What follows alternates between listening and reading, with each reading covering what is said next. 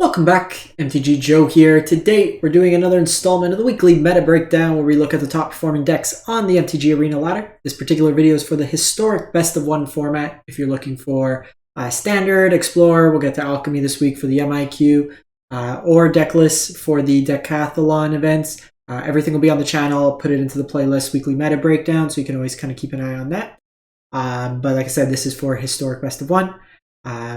Quick programming note, approaching 7,000 subs. So if you haven't subscribed to the channel already, it's free to do. Click that button, helps me out, costs you nothing, and helps me just kind of continue growing and putting out this content. So we're looking Diamond to Mythic Rank for the span of December 26th through to January 2nd. We're going to look Diamond to Mythic, particularly because it's the end of the season, so people are a little bit more tryhard in terms of either getting into Mythic from the Diamond rank or getting into top placement of Mythic. So we want to see what's working out for people. And we have 14,000 games worth of sample size that you see on the screen tracked from UntapGG. As always, mentioned its companion tool, tracks win rates, a whole bunch of cool functionality with it to up your kind of arena game. A bunch of it's free to use. The link is in the video description, but I'll paste the deck list as well if you're interested in playing any of these decks. So jumping into it, the top performing deck with a fairly high win rate is 68%, the Boros Affinity deck. And this is a deck that's been towards the top pretty much every week for the last month, 2 months. And it's an artifact aggro deck built around Retrofitter Foundry. The last ability of Retrofitter to sacrifice a Thopter to create a 4/4. Well, normally you don't want to pay all this mana, tap and tap, do all the shenanigans, but in this deck, you got Ornithopter, 0 mana. So turn 1, you can get a 4/4. You have the Barbed Spike, which makes a Thopter, can make it upgraded to a 4/4. You have Yotai Declares War, which in addition to being removal and pump, it can also make a Thopter. Well, now that Thopter is a 4/4. So that plays really nicely. You have Esper Sentinel as tax effects, Portable Holes, removal, Shadow Sphere for lifelink trample. Toolcraft gets bigger with the additional creatures in your deck being artifacts, so it attacks as a 3/2 first striker. And then you have Ingenious Smith, that's kind of a card advantage engine, and the Mashikos, which is like big power output to certain cards in your deck. So even like an Ornithopter, normally it's just a 0/2, it's just hanging out, not doing much. Well, now you just get to give it a huge boost in terms of power with all your artifacts and kind of attack in with that. I did get a question last week why we see more Boros aggro as opposed to the blue-white artifacts lists that were played more frequently. And a lot of that comes down to the difference in formats. In best of one, you generally want to be more linear, more aggressive, or kind of overload on interaction. So you'll see like control decks just being all removal, all counters, and like I have a Hall of the Storm Giant as a win condition, or a Teferi. The blue-white version tends to be more mid-range focused. It's a little bit too slow to be an aggressive deck, a little bit too, yeah, I guess it's too slow to be an aggressive deck, too slow to be a control deck because it doesn't have a lot of those elements. So you're kind of stuck in the middle ground. In best of 3, it's a better deck because this Boros deck here is really susceptible to Divine Purge, Sweepers, stuff like that. There's not a lot of embedded card advantage in it. In the best of 3 Azorius deck, you get access to Mystical Dispute, you get access to Dovin's Veto. So those are kind of inclusions that you get in that deck there. Not saying you could play it in this format. I just think this Boros deck hits harder, hits faster, which is what you want to do. Because at times, as we'll see with the next deck being Izzet Belcher, this could be a turn 3 format where you're dead. And speaking of turn 3 formats where you're dead, Izzet Belcher. So this is a combo deck that's using Goblin Charbelcher. So 4 mana artifact that pays 3 to activate. You flip cards from the top of your deck until you reveal a land, deal that much damage to your opponent.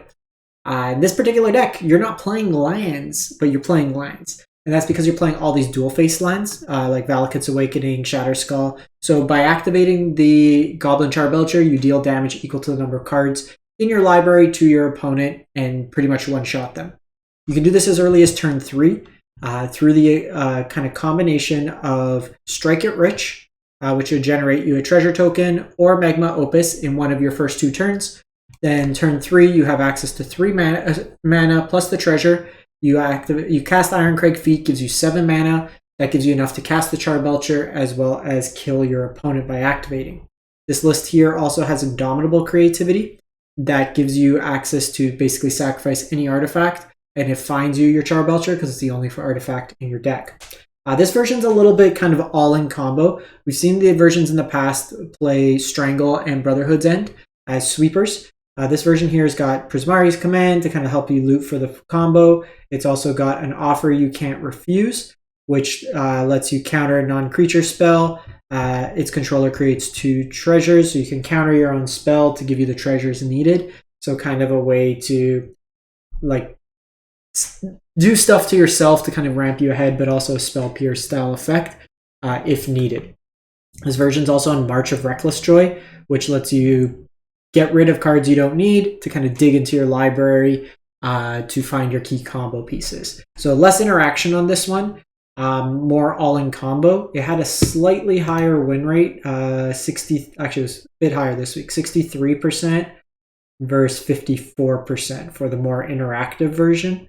The more interactive version also has copies like Faithless Looting. I haven't played this version, so can't confidently say which one I like more. This deck wins. It's boring.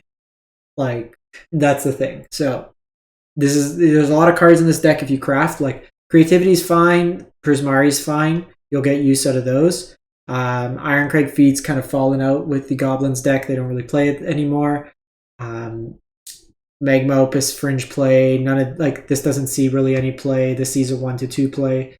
Very seldomly Pact of Negation sees play. So it is a deck like I spent 3 Mythic Rare Wild cards on this, and I've never played this card again.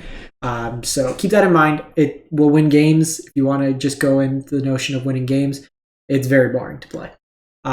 We then go to Izzet's Wizards, 61% win rate. So this is a deck that's looking to cast a bunch of spells. It's like a prowess spellslinger deck that's got like Symmetry Sage that buffs up your creatures. Soulscar Mage gets bigger. Dreadhorde Arcanist can flash back a whole bunch of spells in this deck thanks to the boost. Balmor pumps up your team and gives them trample. And then you got a whole bunch of burn, lightning strike, static discharge, play with fire. Reckless charge allows you to do a whole bunch of outputted damage through haste and pumps. And then you have Consider, Mentor's Guidance, and Expressive Iteration all as card advantage spells, which you can flash back with the Arcanist as well. And as fitting, every week, either Squirrel Twin, Heliod combo is on the list, or completely off the list. And it's either a 60% win rate deck for the week or just not shown. And I always get the same comment. We're Squirrel Twin this week. So this is the week it's on. So let's just assume next week it's not going to be on. But this is a combo deck built around Heliod's Sun Crown, Scurry Oak, and anything that gains life when it enters the battlefield. So what happens is Scurry Oak enters the battlefield, you gain a life. Heliod puts a counter on Scurry Oak. Scurry Oak generates a Squirrel token. The Squirrel token triggers the life gain off like a Soul Warden style effect. You get to put a counter on Scurry Oak. Click, repeat, click, click, click, click, click, click, click, click, click.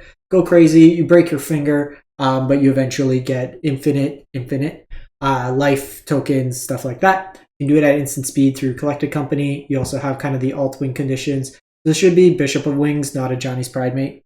This is just the worst version. Bishop of Wings gets flying, gets indestructible, lets you get it over the top. Johnny's Pridemate's, it's phased out. That's old school. And then you also have Trelisara that helps you dig for your combo pieces as well. This mana base is also awful. So this is like a budget version of the deck. If we're actually looking at it, this entire deck is only 4 rares, 4 mythics in the current configuration. But you should have the Pathways, you should have Temple Gardens, you should have Brushlands, you should have Iganjo, you should have Boseiju in here. So I'm going to include this as it is because it did put up a 59% win rate. But note, this is not an optimized version of the list. Some of the versions also play Kyla's Reconstruction or Inquisitor Captain as additional ways to find your combo pieces within the deck. We then go to Mono Red Aggro. So Believe in the Cleave. And this is a very aggressively slanted deck. So this version's on the Annex Cleave version with Torbran. Very little interaction here, but it's looking to go and hit as hard as possible. The Reckless Ringleaders lets you give haste to any of your non-haste creatures. So Annex can come down for the turn, attack right away. Ferocidons, Bonecrusher Giants, all that jazz. And really what you want to do is go as wide as possible, throw on an Ember Cleave, smash them in the face. Mana base wise, I generally like 24 lands in these decks. Given the configuration, but you can probably make do with 23. Otherwise, this mana base is fine. If you do cut, I would cut 1 Torbrand, and then I would just go up to a 3rd Den of the Bugbear. Also serves as a mana sink in the deck as well. And then lastly, we have No Color Storm, artifact, kind of Aetherflux Reservoir combo. And this is a deck where you're using cards like Cloud Key, as well as Semblance Anvil to basically make it so your artifacts cost 0 mana. And then what you're trying to do is with Mystic Forge out and a combination of a bunch of just artifacts that enter the battlefield and draw you a card, Golden Egg, Ichgar Wellspring, Sleeper Dart, Spare Supplies, just draw through as much as your deck as possible, cast a whole bunch of artifacts, and then build up Storm Count with Aetherflux Reservoir, and then shoot your opponent for 50 life. This is a deck that immediately loses to Karn the Great Creator, because you literally can't win, and has no interaction to the board, but just tries to like go there, click a bunch of stuff. I'm playing Solitaire. Do you have an Abrade? And that's kind of the deck itself. So that's it for the week. Let me know what you've been playing in the historic format. I honestly haven't touched it for a month. I was playing a lot of Explorer and then some Alchemy, just getting up for the qualifier weekend this month. But let me know what you think, and we'll catch you next time. Stay safe, everyone, and see ya.